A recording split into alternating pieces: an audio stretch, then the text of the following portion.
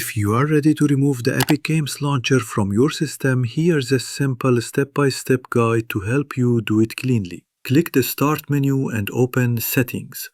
If you don't see it immediately, use the search bar and type Settings to locate it. In the Settings window, select Apps from the left-hand panel. Then click on Installed Apps to view all installed applications.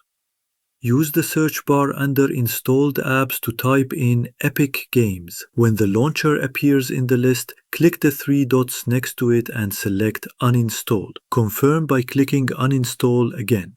If you get a message saying the launcher is still running, open Task Manager. You can do this by pressing Ctrl, Alt, and Delete and selecting Task Manager, or by searching for it in the Start menu. Scroll through the list alphabetically and find epicgameslauncher.exe.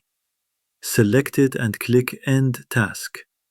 Go back to Apps and Features, click the three dots next to Epic Games Launcher again and hit Uninstall. This time it should proceed without issues. You may be prompted by Windows to confirm the action. Click Yes when asked. And that's it. If this guide helped you out, feel free to give it a thumbs up or share it with someone who might need it.